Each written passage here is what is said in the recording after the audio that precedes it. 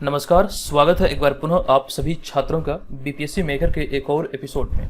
जैसा कि आप सभी जानते हैं, यहाँ पर आपके बिहार की प्रतियोगी परीक्षाओं को लेकर बिहार राष्ट्रीय अंतर्राष्ट्रीय तीनों घटनाओं का सर्वश्रेष्ठ संग्रह मिलता है। आज का ये हमारा 551वां क्लास है और यहाँ पर आज के इस वीडियो में 4 जून 2023 से संबंधित बिहार करंट अफेयर्स और साथ ही राष्ट्रीय और अंतर्राष्ट्रीय घटनाओं से करंट अफेयर्स के जितने भी प्रश्न बनेंगे संबंधित सारी जानकारी आपको विस्तार पूर्वक दिया जाएगा। जो भी छात्र पहली बार इस श्रृंखला से जुड़े हैं, आपको मैं बता दूं, आप इस पूरे वीडियो को ध्यान पूर्वक देखिए। अगर आपको लगे कि इस श्रृंखला से आपकी हेल्प हो सकती है तो निश्चित तौर पर इसका प्रीवियस वीडियो जरूर आप देखिएगा। आप एग्जाम में बेहतर स्कोर करेंगे, ये हमारा आपसे वादा है। देखिए, अब यहाँ पर हम आ चुके हैं पिछले वीडियो के प्रश्न पे। ये प्रश्न पूछा गया था कि हाल ही की घोषणा के अनुसार बिहार में कितने जगहों पर खेल विज्ञान केंद्र खोले जाएंगे। संबंधित सारी जानकारी हमने यहाँ से आपको विस्तार पूर्वक दिया था और आपको बतलाया था हाल ही की घोषणा के आधार पर बिहार की 5 जगहों पर खेल विज्ञान केंद्र खोले जाएंगे। हालांकि ये 5 जगह कौन कौन सा है इसकी पुष्टि अभी नहीं हुई है, तो इस चीज का ध्यान रखिए। कोशिश कीजिए कि जो भी प्रश्न आप लोगों से पूछे जाते हैं आप लोग से कमेंट बॉक्स में लिखें और सारी जानकारी विस्तार पूर्वक लिखें। विस्तार से लिखने का फायदा ये होता है कि चीजों को आप लंबे समय तक याद रखने में सक्षम हो पाते हैं। एक जानकारी यहाँ पर यह ध्यान रखिए, बिहार की प्रतियोगी परीक्षाओं को लेकर एक मास्टर वीडियो हमने चैनल पर अपलोड किया है। इस वीडियो में 280 प्रश्न है तकरीबन, और आपको यहाँ पर यह ध्यान रखना इसमें बिहार राष्ट्रीय अंतर्राष्ट्रीय तीनों घटनाओं का संग्रह है। सभी सिलेक्टेड प्रश्न है पिछले 12 महीने के। इस वीडियो को जरूर देखिएगा। निश्चित तौर पर इस वीडियो को देखने से आपका कॉन्फिडेंस बिल्ड होगा और जो पिछले 12 महीने में आपने पढ़ा है, जो सीखा है, उसकी तैयारी का आकलन खुद से आप यहाँ पर इस वीडियो के माध्यम से कर सकते हैं। वीडियो का लिंक यहाँ पर ऊपर आई बटन पे आ रहा होगा, वहां पर क्लिक करके आप इस वीडियो को जरूर देख लीजिएगा और इस वीडियो का पीडीएफ फाइल इसी वीडियो के डिस्क्रिप्शन में दिए गए लिंक से डाउनलोड कर सकते हैं। चलिए फिलहाल अब यहाँ पर हम चलते हैं आज की इस वीडियो के पहले प्रश्न पे। ये हमारा पहला प्रश्न है कि बिहार के कृषि मंत्री कुमार सर्वजीत की घोषणा के अनुसार बिहार के किस जिले में कम पानी से मोटे अनाज तथा पान की खेती के लिए सेंटर ऑफ एक्सीलेंस का निर्माण किया जाएगा।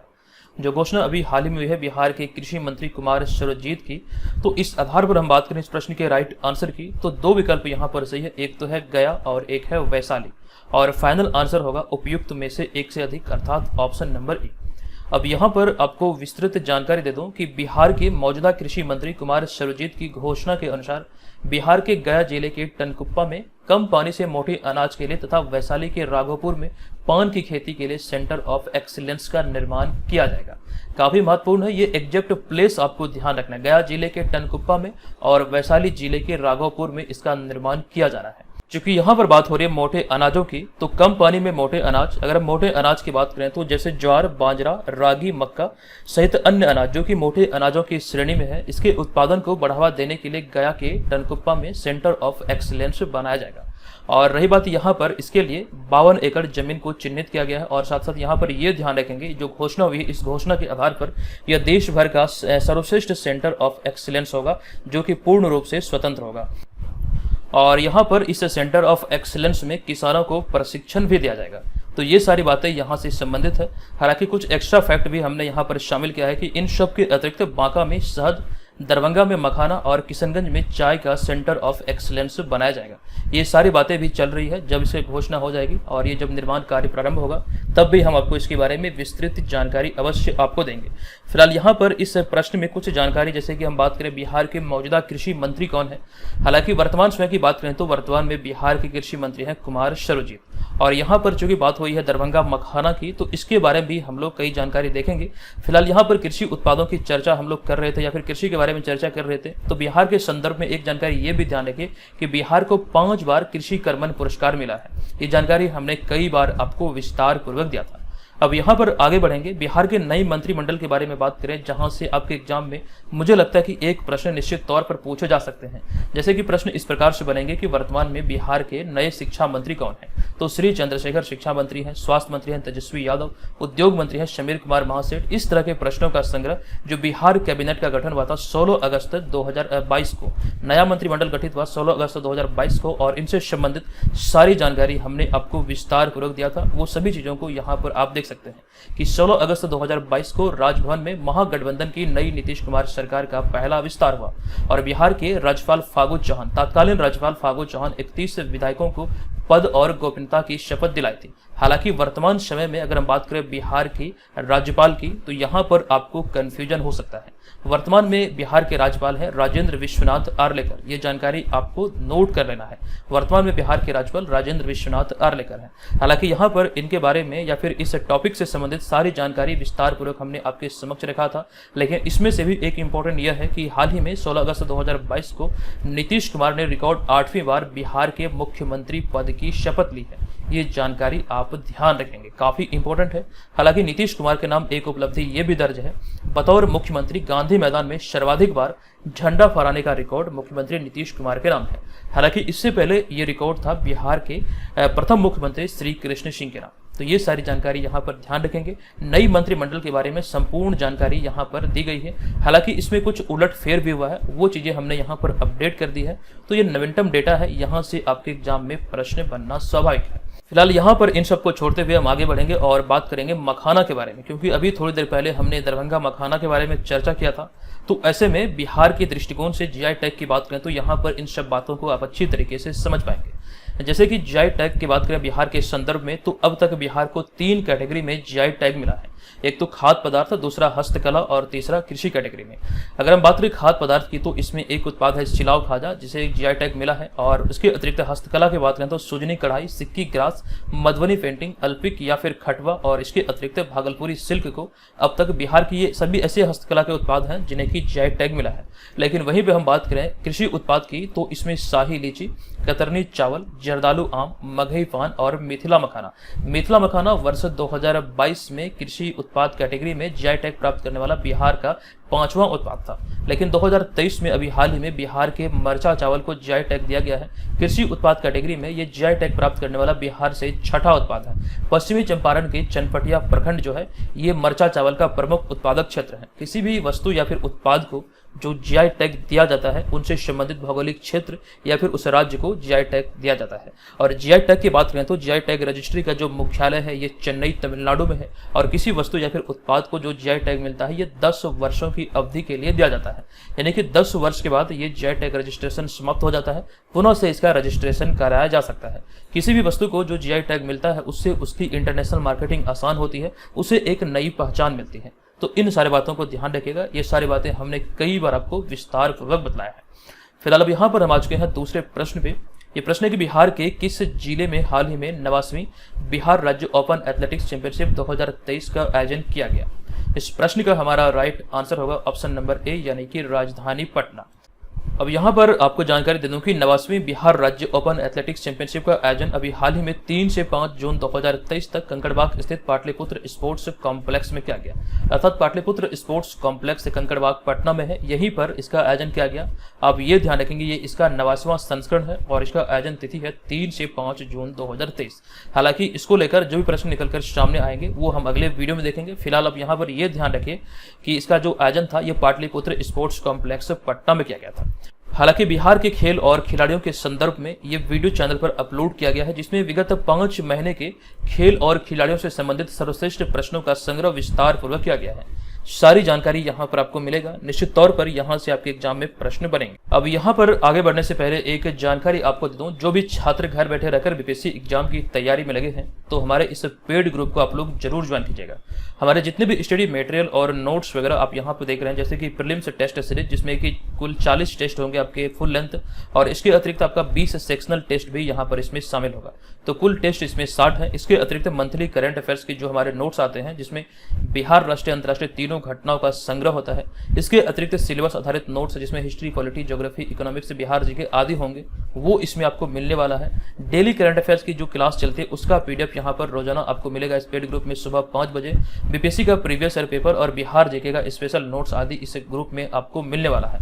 टेस्ट सीरीज की विशेषताओं की बात करें तो यहाँ पर आप देख सकते हैं। हालांकि जो भी छात्र इसे ज्वाइन करने के इच्छुक हैं, आप जरूर ज्वाइन कीजिए। निश्चित तौर पर अगर घर बैठे रहकर तैयारी में लगे हैं तो इस ग्रुप को ज्वाइन करने का आपको फायदा बहुत अच्छी तरीके से मिलने वाला है। तो यहाँ से आपको ज्वाइन करना, सारी प्रक्रिया दी गई है। मुख्य रूप से यहाँ पर ये आपके लिए ये भी इंपॉर्टेंट है, क्योंकि किसी भी एग्जाम के दृष्टिकोण से देखें तो टेस्ट सीरीज का एक अहम रोल होता है। ये आपकी तैयारी का निर्धारण करता है, आकलन करता है कि आगामी एग्जाम को देखते हुए आप कितने प्रिपेयर हैं। तो इस चीज को लेकर आप ध्यान रखेंगे कि इस पेड ग्रुप को आपको ज्वाइन करना है। हालांकि अगर हम बात करें सिर्फ और सिर्फ करंट अफेयर्स की, बहुत सारे छात्र बोलते हैं कि सर हमें सिर्फ और सिर्फ करंट अफेयर्स ही यहाँ से चाहिए। तो करंट अफेयर्स के लिए एक प्लान हमने रिसेंटली जारी किया है। इसमें आपको लाइफ टाइम के लिए एक्सेस मिलेगा इस पेड ग्रुप में। इसकी फी है 299 यानी कि 299 रुपये में आप यहाँ पर करंट अफेयर्स के पेड ग्रुप को, जो कि टेलीग्राम पर संचालित है, जिसमें कि आपका डेली, मंथली और ईयरली नोट्स आपको मिलेंगे, ये आपको लाइफ टाइम के लिए मिल रहा है 299 रुपये में। प्रक्रिया यहाँ पर दर्शाई गई है। जो भी छात्र इच्छुक हैं जरूर से फॉलो करके ज्वाइन कर लीजिएगा।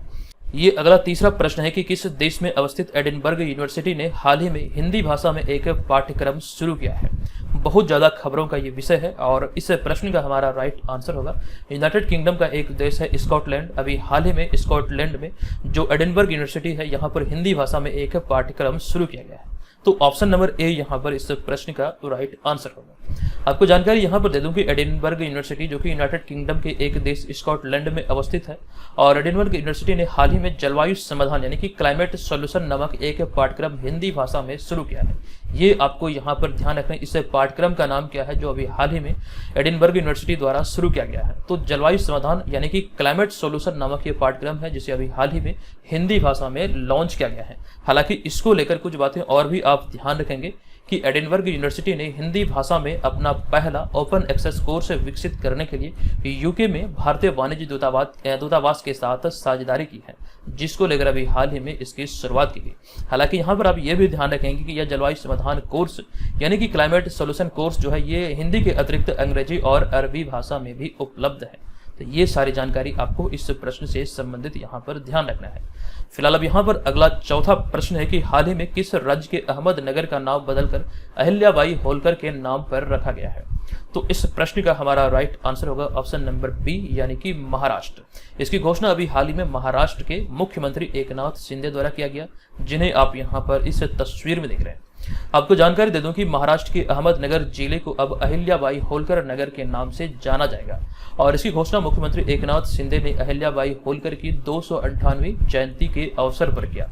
यह भी आपको ध्यान रखना है कि अहिल्याबाई होलकर की अभी हाल ही में 298वीं जयंती मनाई गई है। हालांकि यहाँ पर कुछ बातें एक्स्ट्रा फैक्ट में हमने आपको शामिल किया है। अगर हम बात करें पिछले 1 साल की, तो महाराष्ट्र में 3 ऐसे स्थान हैं जिसका नाम बदला गया है। इसी चीज का यहाँ पर जिक्र हमने किया है। हालांकि विस्तार पूर्वक हमने पहले भी आपको जानकारी दिया है। तो हाल ही में महाराष्ट्र के औरंगाबाद का नाम बदलकर छत्रपति संभाजी नगर और उस्मानाबाद का नाम बदलकर धाराशिव किया गया था। ये जानकारी आपको ध्यान रखना है। औरंगाबाद को लेकर एक अहम जानकारी हमने आपके साथ साझा किया था कि भारत में औरंगाबाद नाम का 2 स्थान था। 2 स्थान, एक तो महाराष्ट्र में, एक बिहार में। लेकिन हाल ही में महाराष्ट्र सरकार ने औरंगाबाद का नाम बदलकर छत्रपति संभाजीनगर किया और इसके अतिरिक्त उस्मानाबाद का नाम बदलकर धाराशिव किया। तो ये जानकारी यहाँ पर ध्यान रखेंगे। एक जानकारी 2 दिन पहले हमने आपको दिया था कि हाल ही में 28 मई 2023 को स्वतंत्रता सेनानी वीर सावरकर की 140वीं जयंती मनाई गई, और इस अवसर पर महाराष्ट्र के मुख्यमंत्री एकनाथ शिंदे ने बड़ा ऐलान करते हुए बांद्रा वर्सोवा सी लिंक का नाम बदल दिया। अब इसे नया नाम जो दिया गया है, आपको ध्यान रखना, वीर सावरकर के नाम पर इसका नाम रखा गया है, अर्थात इसे अब वीर सावरकर सेतु के नाम से जाना जाएगा। तो ये सारी बातें जो अति महत्वपूर्ण है, जहां से आपके एग्जाम में प्रश्न बनेंगे, ये सभी महाराष्ट्र से संबंधित है, खासकर जिसका नाम में अभी हाल ही में परिवर्तन किया गया है। चूंकि बात हो रही है महाराष्ट्र की, तो महाराष्ट्र के बारे में कुछ बेसिक से फैक्ट है, उसे देख लेते हैं। जैसा कि आप सभी जानते हैं कि महाराष्ट्र की जो राजधानी है ये मुंबई है। हालांकि मुंबई की बात करें तो ये भारत की वित्तीय राजधानी है। राज्यपाल वर्तमान में है महाराष्ट्र के रमेश बैस और मुख्यमंत्री हैं एकनाथ शिंदे। महाराष्ट्र में जिलों की संख्या है 36। राजभाषा यहाँ की है मराठी। महाराष्ट्र के राजकीय पशु की बात करें तो भारतीय विशाल गिलहरी महाराष्ट्र का राजकीय पशु है। पक्षी की बात करें तो पीले पैरों वाला हरा कबूतर। जबकि बिहार के संदर्भ में अगर हम बात करें बिहार का राजकीय पशु क्या है, तो बैल बिहार का राजकीय पशु। जबकि बिहार के राजकीय पक्षी की बात करें तो बिहार का राजकीय पक्षी है गौरैया। ये सारी बातें आपको याद होगा, हमने कई बार आपको जानकारी दिया है। और 20 मार्च 2022 को अभी हाल ही में विश्व गौरैया दिवस मनाया गया। 2023 को विश्व गौरैया दिवस मनाया गया, जिसका थीम था आई लव स्पैरो। और अगर हम बात करें महाराष्ट्र के राजकीय पुष्प की तो जरूर, जबकि हम बात करें राजकीय खेल की तो कबड्डी, और राजकीय वृक्ष की बात करें तो आम। हालांकि कबड्डी की बात करें तो कबड्डी बिहार का भी राजकीय खेल है, ये जानकारी यहाँ पर ध्यान रखें। लेकिन राष्ट्रीय स्तर के दृष्टिकोण से देखें तो कबड्डी बांग्लादेश का राष्ट्रीय खेल है। ये चीजें भी आप यहाँ पर नोट करेंगे। फिलहाल इन सब बातों को छोड़ते हुए हम यहाँ पर चलते हैं अगले प्रश्न पे। ये अगला 5वां प्रश्न है कि हाल ही में भारत और वियतनाम के बीच तीसरी समुद्री सुरक्षा वार्ता निम्नलिखित में से कहाँ आयोजित की गई है? ये इसका तीसरा संस्करण था जो अभी हाल ही में नई दिल्ली में आयोजित किया गया। तो ऑप्शन नंबर ए यहाँ पर इस प्रश्न का राइट आंसर है। आपको जानकारी दे दूं कि भारत और वियतनाम के बीच तीसरी समुद्री सुरक्षा वार्ता 31 मई 2023 को नई दिल्ली में आयोजित किया गया, जिसमें दोनों देशों के प्रतिनिधियों ने समावेशी विकास यानी कि ओवरऑल डेवलपमेंट के लिए अनुकूल और सुरक्षित समुद्री वातावरण बनाने के उपायों पर विचार किया, जिसको लेकर अभी हाल ही में यह बैठक नई दिल्ली में आयोजित हुआ। ये इसका तीसरा संस्करण था। हालांकि इसके पहले और दूसरे संस्करण की बात करें तो वो जानकारी यहाँ पर आप देख रहे हैं कि भारत वियतनाम समुद्री सुरक्षा संवाद या फिर वार्ता का जो पहला चरण था ये मार्च 2019 में हनोई, यहाँ पर वियतनाम की जो राजधानी है हनोई, यहीं पर इसका आयोजन किया गया था मार्च 2019 में। जबकि दूसरे संस्करण की बात करें तो इसका दूसरा संस्करण अप्रैल 2021 में वर्चुअली अर्थात आभासी रूप में, और इसका तीसरा संस्करण हाल ही में मार्च 2023 में नई दिल्ली में आयोजित हुआ। तो ये सारी बातें यहाँ से आपको ध्यान रखना है। फिलहाल अब यहाँ पर हम चलते हैं अगले छठे प्रश्न पे। तो ये छठा प्रश्न है कि हाल ही में 2 जून 2023 को किस राज्य का स्थापना दिवस मनाया गया? एक्चुअली में ये बहुत ज्यादा खबरों में है इस वजह से क्योंकि भारत का सबसे नवीनतम राज्य है, और ऐसे में यहाँ पर ये ध्यान रखें इसका जो राइट आंसर होगा ये होगा ऑप्शन नंबर बी यानी कि तेलंगाना। और अभी हाल ही में तेलंगाना का 9वां स्थापना दिवस मनाया गया है, तो इस वजह से ये प्रश्न आपके लिए इंपॉर्टेंट है। अगर हम बात करें भारत का सबसे नवीनतम राज्य कौन सा है तो तेलंगाना है, जो कि 29वें राज्य के रूप में अस्तित्व में आया था। हालांकि कुछ जानकारी यहाँ पर मैं आपको देने वाला हूँ जो आप विस्तार पूर्वक देखेंगे, बहुत सारा कंफ्यूजन यहाँ पर आपका क्लियर होने वाला है। सबसे पहले पॉइंट की हम बात करें तो सबसे पहला पॉइंट हमारा है कि 2 जून 2014 को आंध्र प्रदेश से अलग होकर तेलंगाना भारत के 29वें राज्य के रूप में अस्तित्व में आया था। ये जानकारी यहाँ पर आप ध्यान रखेंगे। हालांकि इसकी स्थापना की बात करें तो इसका अभी हाल ही में 9वां स्थापना दिवस मनाया गया है, तो ये चीजें आप ध्यान रखेंगे। 2 जून 2014 को स्थापना हुई और 2 जून 2023 को अभी हाल ही में इसका 9वां स्थापना दिवस मनाया गया। अर्थात उस समय जब भारत के 29वें राज्य के रूप में तेलंगाना अस्तित्व में आया था तो उस समय भारत में 29 राज्य थे। ये चीजें यहाँ से आपको ध्यान रखना है। और अगले पॉइंट में हम देखें अगर तो 5 अगस्त 2019 को धारा 370 के प्रावधानों को समाप्त करते हुए जम्मू कश्मीर और लद्दाख को भारत का 2 नया केंद्र शासित प्रदेश घोषित किया गया था। तो यहाँ पर सवाल ये होता है, देखिए यहाँ पर जो हमने चीजें लिखा है कि 5 अगस्त 2019 को धारा 370 यानी कि आर्टिकल 370 का कुछ प्रावधानों को समाप्त करते हुए जम्मू कश्मीर और लद्दाख को 2 नया केंद्र शासित प्रदेश घोषित किया गया। तो इसके बाद देखें तो केंद्र शासित प्रदेशों की जो संख्या थी ये बढ़कर हो गई 9। उस समय जब तेलंगाना की स्थापना हुई थी तो भारत में 29 राज्य और 7 केंद्र शासित प्रदेश थे, लेकिन जब 2019 में 2 नए केंद्र शासित प्रदेश बनाए गए तो ये बढ़कर हो गई 7 से 9।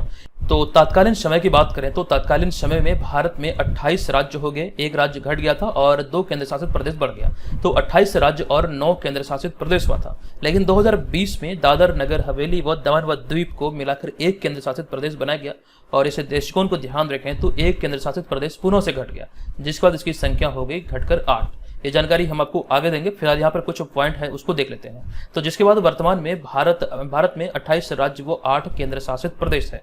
यहाँ पर हमारा अगला पॉइंट है, हमने धारा 370 की चर्चा किया तो 17 अक्टूबर 1949 को जम्मू कश्मीर में आर्टिकल 370 लागू किया गया था। और एक जानकारी ये है कि संविधान के भाग 21 में धारा 370 के बारे में वर्णन मिलता है। अब यहाँ पर हम आगे बढ़ेंगे और बात करेंगे भारत के केंद्र शासित क्षेत्र के बारे में। बहुत सारे छात्रों को यहाँ से आई थिंक कंफ्यूजन होता होगा। अगर वर्तमान समय की बात करें तो वर्तमान में भारत में 8 केंद्र शासित प्रदेश हैं। ये चीजें यहाँ से आपको ध्यान रखना है। लेकिन अगर हम बात करें 2019 तक है तो 2019 तक भारत में केंद्र शासित प्रदेशों की संख्या 9 थी। इसकी संख्या 9 थी, ये चीज आप ध्यान रखिएगा। फिलहाल के लिए यहाँ पर आपको जानकारी दे दूं, यहाँ पर चौथे नंबर पर देखिएगा कि दादर और नगर हवेली और दमन व दीप को 26 नवंबर 2019 को संयुक्त तौर पर भारत का एक केंद्र शासित प्रदेश घोषित किया गया, और जो प्रभावी हुआ था 26 जनवरी 2020 को। यानी कि ये 2 केंद्र शासित प्रदेश दादर और नगर हवेली तथा दमन और द्वीप को मिलाकर एक केंद्र शासित प्रदेश बनाया गया। यानी कि इसकी संख्या 9 से घटकर पुनः 8 हो गई। कुल मिलाकर यहाँ पर यह ध्यान रखेंगे, पहले इसकी संख्या 7 थी। जब इसकी संख्या 7 थी तो दादर और नगर हवेली तथा दमन और दीप दोनों अलग अलग था, तो उसकी संख्या 7 हुआ करती थी। लेकिन 2019 में जम्मू कश्मीर और लद्दाख को जब भारत का 2 नया केंद्र शासित प्रदेश बनाया गया तो इसकी संख्या बढ़कर 7 से 9 हो गई। लेकिन पुनः 2020 में जब दादर और नगर हवेली और दमन और दीप को मिलाकर एक केंद्र शासित प्रदेश बनाया गया तो इसकी संख्या पुनः से 9 से घटकर 8 हो गई। आई होप कि आप यहाँ पर इसको अच्छी तरीके से समझ रहे हैं। और अभी थोड़ी देर पहले जो हमने चर्चा किया कि आंध्र प्रदेश से अलग होकर तेलंगाना की स्थापना की गई भारत के 29वें राज्य के रूप में, तो यहाँ पर आप देख सकते हैं ये जो प्रॉपर जो हिस्सा आप देख रहे हैं यहाँ पर आप आई थिंक आपको दिख रहा होगा मैप पर, ये आंध्र प्रदेश का हिस्सा था। तो ये जो ऊपरी इलाका है आंध्र प्रदेश का, इसे काटकर तेलंगाना बनाया गया था 2 जून 2014 को और भारत के 29वें राज्य के रूप में अस्तित्व में आया। लेकिन वर्तमान समय की बात करें तो वर्तमान में भारत में 28 राज्य हैं और केंद्र शासित प्रदेश की बात करें तो 8 केंद्र शासित प्रदेश हैं। तो ये सारी जानकारी यहाँ पर आपको ध्यान रखना है। आई होप कि आपका ये जो कन्फ्यूजन आपके मन में अगर हो रहा होगा वो यहाँ से क्लियर हो गया होगा। फिलहाल अब यहाँ पर हम चलते हैं अगले 7वें प्रश्न पे। ये प्रश्न है कि नवीनतम घोषणा के अनुसार किस देश की कंपनी एल्स्ट्रॉम भारत के लिए स्लीपर कोच वाली 100 वंदे भारत ट्रेन चलाएगी या फिर बनाएगी? तो इस प्रश्न का जो हमारा राइट आंसर होगा, एल्स्ट्रॉम जो कंपनी है ये संबंधित है फ्रांस की, यानी कि फ्रांस की ये कंपनी है, अर्थात ऑप्शन नंबर सी यहाँ पर इस प्रश्न का राइट आंसर होगा। अब यहाँ पर आपको जानकारी दे दूं कि वंदे भारत को स्लीपर कोच में चलाने के उद्देश्य से भारत सरकार ने इसके निर्माण की जिम्मेदारी फ्रांसीसी रेल कंपनी एल्स्ट्रॉम को दी है। ये यहाँ पर आप ध्यान रखेंगे, एग्जाम में प्रश्न बन सकते हैं एल्स्ट्रॉम कहाँ की कंपनी है, तो ये फ्रांसीसी कंपनी है। अब यहाँ पे हमारा अगला पॉइंट है, यह कंपनी एक ट्रेन यानी कि एक वंदे भारत ट्रेन 150 करोड़ रुपये में बनाएगी और जिसकी स्पीड क्षमता 200 किलोमीटर प्रति घंटे की होगी। यानी कि एक ट्रेन की जो लागत कही गई है या फिर जो लागत निर्धारित की गई है 150 करोड़ रुपये निर्धारित है। हमारे यहाँ पे अगला पॉइंट है वंदे भारत ट्रेन के बारे में। यह भारतीय रेलवे के आधुनिकीकरण से संबंधित है, जिसे कि 15 फरवरी 2019 को प्रधानमंत्री नरेंद्र मोदी द्वारा लॉन्च किया गया था या फिर शुरू किया गया था। हालांकि इसके निर्माण कार्य की बात करें तो पहली बार जो इसका निर्माण हुआ था ये 2018 में किया गया था, जिस वजह से इस ट्रेन को ट्रेन 18 नाम दिया गया था। लेकिन वर्तमान समय में इसे वंदे भारत ट्रेन के नाम से जाना जाता है, तो दोनों एक ही है। जब 2018 में इसका निर्माण कार्य पूरा हुआ तो उस समय इसे नाम दिया गया था ट्रेन 18, लेकिन बाद में इसे नाम परिवर्तन करते हुए इसे नया नाम दिया गया वंदे भारत। आई होप कि आप इस पॉइंट को ध्यान रखेंगे। अगले पॉइंट की बात करें तो फरवरी 2022 में वित्त मंत्री निर्मला सीतारमण द्वारा पेश अपने चौथे बजट 2022-23 में देश में कुल 400 वंदे भारत ट्रेन की शुरुआत की बात कही गई थी। ये आप ध्यान रखेंगे। बतौर अगर हम बात करें यहाँ पर वित्त मंत्री, तो निर्मला सीतारमण का यह चौथा बजट था 2022-23 वाला, जिसमें उन्होंने 400 वंदे भारत ट्रेन पूरे देश में चलाने की बात कही थी। हालांकि निर्मला सीतारमण की बात हुई तो निर्मला सीतारमण अब तक 5 बार बजट पेश कर चुकी है। ये चीज़ें यहाँ पर आपको ध्यान रखना। बतौर वित्त मंत्री निर्मला सीतारमण अब तक 5 बार बजट पेश कर चुकी है। ऐसा करने वाली वे छठी, आपको ध्यान रखना, ऐसा करने वाली वो छठी वित्त मंत्री बनी है भारत की। यानी कि इनसे पहले 5 वित्त मंत्री 5 बार बजट पेश कर चुके हैं, लेकिन 5 बार बजट पेश करने वाली निर्मला सीतारमण अभी हाल ही में छठी वित्त मंत्री बनी है भारत की। ये सारी जानकारी ध्यान रखेंगे, बहुत इंपॉर्टेंट है, यहाँ से एग्जाम में प्रश्न बनना स्वाभाविक है।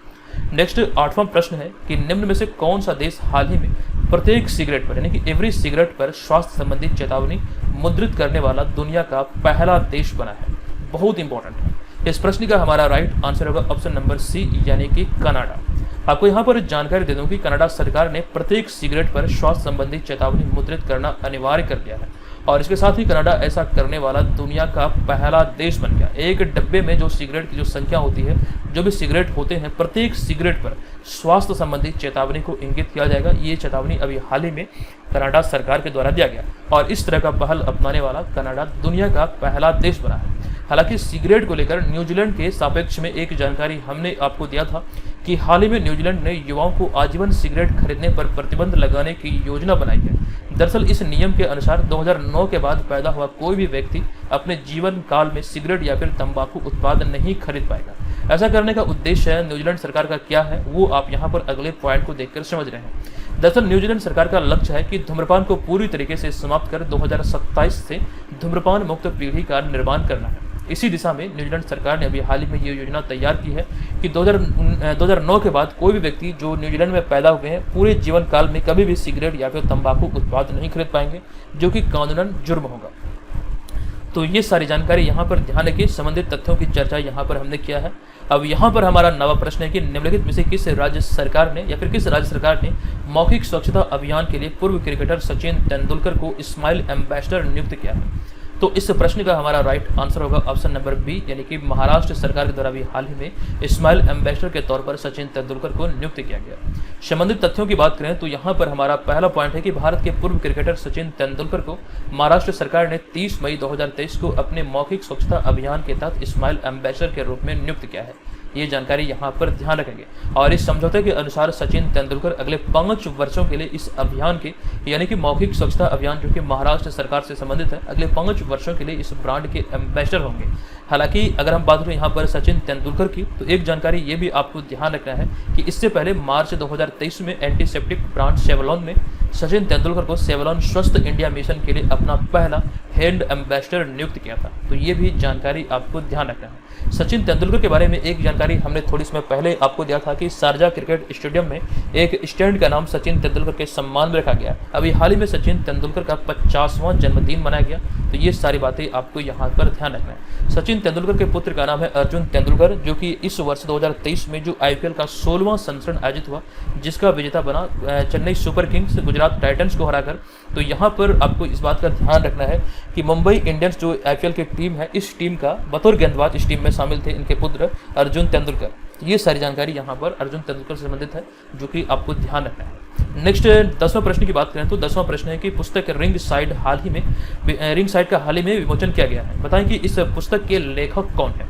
तो इस पुस्तक के लेखक हैं डॉक्टर विजय दादरा। आप यहाँ पर इन्हें इस तस्वीर में भी देख सकते हैं। और इस पुस्तक का विमोचन अभी हाल ही में शशि थरूर द्वारा किया गया है। संबंधित तथ्यों की बात करें तो पहला पॉइंट है ring side up close and personal on India and beyond के लेखक डॉक्टर विजय दादरा हैं। और इस पुस्तक का विमोचन हाल ही में कांग्रेसी नेता व सांसद डॉक्टर शशि थरूर द्वारा नई दिल्ली में किया गया। और इस पुस्तक की बात करें तो यह पुस्तक विजय दादरा के साप्ताहिक लेखों का संकलन है, जो वर्ष 2011 से 2016 के बीच प्रकाशित हुए हैं। भारत में विभिन्न जो समाचार पत्र होते हैं, तो वहाँ पर जो भी लेख उनके प्रकाशित हुए हैं 2011 से 2016 के बीच, तो उन्हीं सारे लेखों का एक संकलन है, जिसे नाम दिया गया रिंग साइड। हालांकि यहाँ पर कुछ जानकारी और भी है कि इसके अतिरिक्त उनकी जो पिछली किताब थी स्टेट थॉट्स, ये 2004 से लेकर 2011 तक के लेखों का संग्रह था, जो कि आपको ध्यान रखें ये पुस्तक भी इन्हीं से संबंधित है। नाम है इनका डॉक्टर विजय दादरा। अगले पॉइंट की बात करें तो वे 1998 से 2016 तक लगातार 3 बार राज्यसभा के सक्रिय सदस्य रहे थे। ये जानकारी आपको ध्यान रखना है। अगर हम बात करें भारतीय संसद की, तो भारतीय संसद के 3 अंग होते हैं, राष्ट्रपति, लोकसभा और राज्यसभा। राज्यसभा की बात करें तो राज्यसभा संसद का उच्च सदन होता है, जिसे कि द्वितीय सदन भी कहा जाता है। हालांकि लोकसभा की बात करें तो लोकसभा संसद का निचला सदन होता है, जो कि पहला सदन के रूप में भी जाना जाता है। तो ये सारी बातें नोट कीजिएगा। फिलहाल अब यहाँ पर हम चलते हैं 11वें प्रश्न पे, लेकिन उससे पहले चूंकि बात हो रही है पुस्तकों की, तो ऐसे में हम चर्चा कर लेते हैं अंतर्राष्ट्रीय बुकर पुरस्कार के बारे में। ये आपके लिए बहुत इंपॉर्टेंट है। अगर हम बात करें अंतर्राष्ट्रीय बुकर पुरस्कार 2022 की, तो लेखिका गीतांजलि श्री को उनकी हिंदी उपन्यास रेत की समाधि के लिए अर्थात टॉम ऑफ सैंड के लिए अंतर्राष्ट्रीय बुकर पुरस्कार से सम्मानित किया गया। अगर हम बात करें गीतांजलि श्री की, जिन्हें आप यहाँ पर इस तस्वीर में देख रहे हैं, वे उत्तर प्रदेश की रहने वाली है। तो ये सारी बातें ध्यान रखें। 2022 के लिए जो अवार्ड मिला, ये अंतर्राष्ट्रीय बुकर पुरस्कार का गीतांजलि श्री को दिया गया। जो उनकी पुस्तक है रेत की समाधि यानी कि टॉम ऑफ सैंड, इस पुस्तक के लिए इन्हें यह अवार्ड दिया गया। नेक्स्ट यहाँ पर हमारा 11वां प्रश्न है कि निम्नलिखित में से किसने हाल ही में नौसेना आयुध यानी कि नवल आर्मामेंट के महानिदेशक के रूप में पदभार ग्रहण किया है। तो इस प्रश्न का जो हमारा राइट आंसर है यह है श्री पी उपाध्याय, अर्थात ऑप्शन नंबर ए, जिन्हें आप यहाँ पर इस तस्वीर में देख रहे हैं। आपको यहाँ पर जानकारी दे दूं कि हाल ही में नौसेना आयुध के नए महानिदेशक के रूप में श्री पी उपाध्याय ने पदभार ग्रहण किया है। और मोस्ट इंपॉर्टेंटली इस तरह के नियुक्तियों से संबंधित ये प्रश्न भी पूछे जाते हैं कि उन्होंने किसका स्थान लिया है। तो 31 मई 2023 को सेवानिवृत्त हुए श्री KSC अय्यर का उन्होंने स्थान लिया है। तो ये भी आपको ध्यान रखना, श्री KSC अय्यर का उन्होंने स्थान लिया है। नेक्स्ट अब यहाँ पर हम चलते हैं अगले 12वें प्रश्न पे, लेकिन उससे पहले भारतीय सेना प्रमुखों के बारे में यहाँ पर कुछ जानकारी हमने आपके समक्ष रखा है। हमने देखा कि कई बार यहाँ से आपके एग्जाम में प्रश्न बने। तो वर्तमान समय में भारतीय थल सेना प्रमुख हैं मनोज पांडे, जिन्हें कि जनरल भी कहा जाता है, यानी कि जनरल मनोज पांडे। वायुसेना प्रमुख को कहा जाता है एयर मार्शल, जो कि विवेक राम चौधरी अर्थात VR चौधरी हैं। नौसेना प्रमुख को एडमिरल, जो कि वर्तमान में R हरि कुमार है। चीफ ऑफ डिफेंस स्टाफ की बात करें तो वर्तमान में जनरल अनिल चौहान भारत के द्वितीय चीफ ऑफ डिफेंस स्टाफ हैं। पहले चीफ ऑफ डिफेंस स्टाफ थे बिपिन रावत। ये जानकारी हमने आपको दिया था। बिपिन रावत के बारे में आपको ध्यान रखना है MI-17 V5 नामक एक विमान दुर्घटनाग्रस्त हो गया था तमिलनाडु के कुन्नूर के पास। इस विमान में कुल मिलाकर उनकी पत्नी समेत 14 लोग सवार थे, सभी का दुर्घटना स्थल पर ही मौत हो गया था। तो इस प्रकार से आपको यहाँ पर ध्यान रखना है कि 2021 में यह दुर्घटना हुआ था और उसके बाद अभी हाल ही में भारत के द्वितीय चीफ ऑफ डिफेंस स्टाफ बनाए गए हैं अनिल चौहान को। अगर सेना उप प्रमुखों की बात करें तो थल सेना उप प्रमुख सुचेंद्र कुमार, और अगर हम बात करें वायुसेना उप प्रमुख की तो आशुतोष दीक्षित, और इसके अतिरिक्त नौसेना उप प्रमुख जो अभी हाल में बने हैं संजय जसजीत सिंह। तो ये सारी जानकारी कॉमन है, आप एग्जाम में पूछे जा सकते हैं। नेक्स्ट 12 प्रश्न है कि हाल ही में जारी फोर्ब्स की रिपोर्ट के अनुसार विश्व का सबसे मूल्यवान फुटबॉल क्लब निम्नलिखित में से कौन बना है? तो रियल मैड्रिड लगातार दूसरी बार विश्व का सबसे मूल्यवान फुटबॉल क्लब बना है। ये जानकारी आप यहां पर देख रहे हैं कि फोर्ब्स की नवीनतम रिपोर्ट के अनुसार लगातार दूसरे वर्ष रियल मैड्रिड 6.070 बिलियन डॉलर के मूल्य वैल्यू के साथ दुनिया का सबसे मूल्यवान फुटबॉल क्लब बना है। ये आप यहाँ पर ध्यान रखेंगे। अगर हम यहाँ पर बात करें कुछ और भी फुटबॉल क्लब की, तो जो पहले स्थान पर आपसे जानते हैं कि रियल मैड्रिड है और इसका जो वैल्यू है 6.070, यहाँ पर जो भी वैल्यू लिखा गया है ये मिलियन डॉलर में लिखा गया है। तो इस रिपोर्ट के आधार पर, यानी कि जो फोर्ब्स की रिपोर्ट आई उसके आधार पर इसमें दूसरे स्थान पर रहा मैनचेस्टर यूनाइटेड। इसका मूल्य वैल्यू था 6 बिलियन डॉलर। जबकि वहीं पर बात करें तृतीय स्थान की, तो बार्सिलोना 5.510 मिलियन डॉलर के साथ। नेक्स्ट चौथा रहा लिवरपूल और इसके अतिरिक्त पांचवा रहा मैनचेस्टर सिटी। ये आपको यहाँ पर ध्यान रखना है। हालांकि जो इंपॉर्टेंट है वो ये वाला इंपॉर्टेंट है, पहले स्थान पर कौन रहा, दूसरे स्थान पर कौन रहा और तीसरे स्थान पर कौन रहा। ये सारी बातें यहाँ पर ध्यान रखिए। फिलहाल अब यहाँ पर हम चलते हैं आज के इस वीडियो के प्रश्न की ओर। आज के इस वीडियो का हमारा प्रश्न है कि हाल ही में आई एक रिपोर्ट के अनुसार भारत के रक्षा निर्यात में 2013-14 से मौजूदा समय की तुलना में कितनी वृद्धि दर्ज की गई है। ये जानकारी हमने आपको विस्तार पूर्वक दिया था। आप लोग कमेंट बॉक्स में लिखिए और जानकारी बताइए इसका राइट आंसर क्या होगा। और आप भी जानते हैं कि हमारा जो मटेरियल और नोट्स आदि है वो आपको एप्लीकेशन पे उपलब्ध कराया जाता है। हालांकि एप्लीकेशन पे मौजूदा समय में कुछ गड़बड़ी है, जिस वजह से वहाँ पर आपका पेमेंट नहीं हो रहा होगा। अगर हो भी रहा होगा तो वहाँ पर आपसे ज़्यादा चार्ज मांग रहा होगा। तो बेहतर ये होगा कि आप लोग जो पेड ग्रुप के बारे में हमने अभी थोड़ी देर पहले आपको जानकारी दिया, पेड ग्रुप को आप लोग ज्वाइन कीजिए। पेड ग्रुप को ज्वाइन करेंगे तो आपको एप्लीकेशन पर भी एक्सेस मिल जाएगा। तो पेड ग्रुप की संबंधित जानकारी आपको भी थोड़ी देर पहले हमने आपको दिया था, आप यहाँ पर देख रहे हैं। अगर आप ज्वाइन करना चाहते हैं तो निश्चित तौर पर से ज्वाइन कीजिए, बेहतर तरीके से यहाँ पर आपकी तैयारी हो जाएगी। चलिए मिलेंगे नेक्स्ट वीडियो में। अगर आपको लगे कि ये वीडियो श्रृंखला से आपकी हेल्प हुई होगी तो प्लीज़ वीडियो को लाइक करें, चैनल को सब्सक्राइब करके हमें सपोर्ट जरूर कीजिएगा। चलिए मिलेंगे नेक्स्ट वीडियो में, तब तक के लिए धन्यवाद। जय हिंद।